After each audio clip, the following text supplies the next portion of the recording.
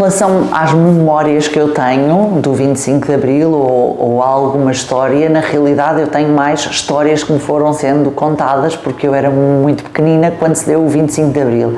Mas toda a minha infância e depois mesmo a juventude foi construída muito no seio do espírito revolucionário, porque a minha família é uma família opositora ao regime e, portanto, eu costumo dizer até que não sou filha do 25 de Abril, sou neta, por causa das histórias que eu fui ouvindo contar por parte dos meus avós.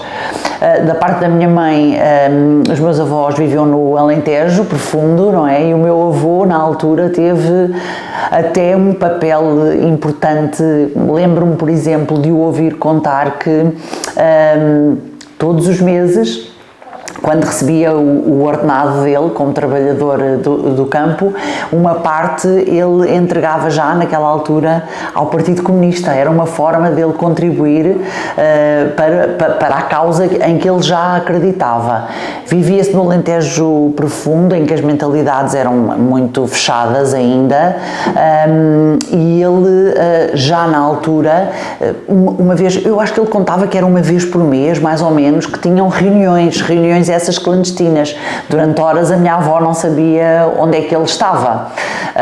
Foi também preso, o meu avô também esteve preso pela GNR, sofreu alguns castigos físicos, porque, claro, desconfiaram que ele tinha uma atividade política ligada ao Partido Comunista. Da parte do meu pai, a ligação que eu tenho com o 25 de Abril é mais em termos artísticos. O meu avô era poeta e ele escrevia muita poesia de intervenção na altura. Eu tenho ainda alguns escritos que ele me deixou e eu lembro-me dele me contar, ele escrevia para fadistas na altura e muitas canções que ele escrevia eram cortadas pelo lápis azul, portanto a censura cortou-lhe muita coisa. E isso até me faz sentir um bocadinho orgulhosa, porque eu consegui ter, embora fosse muito jovem, mas eu consegui ter uma ideia daquilo que as pessoas passavam por serem opositoras ao regime. Depois, em relação à segunda pergunta, que impacto é que eu acho que o 25 de Abril teve em nós?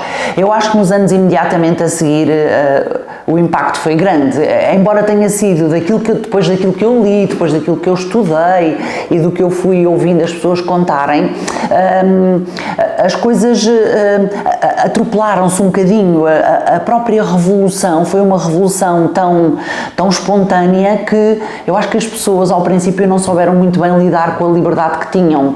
Passou-se do 0 ao 80, portanto tudo passava a ser permitido. Eu lembro-me, por exemplo, de ir com a minha tia, que é só 12 anos mais velha do que eu, para a escola e, por exemplo, os professores fumavam dentro da sala de aula, podia fumar-se dentro da escola, que era uma coisa que era inconcebível e que hoje em dia é inconcebível.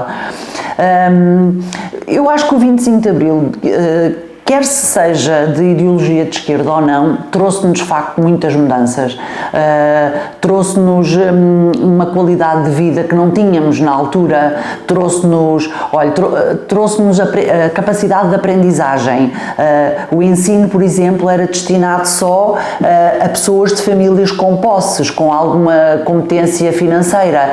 E aquilo que eu acho que o 25 de Abril trouxe foi a democratização da escola. A escola passou a ser para todos e de todos. E eu acho que isso é, para mim, na minha opinião, é talvez das conquistas maiores do 25 de Abril. É uma educação democrática.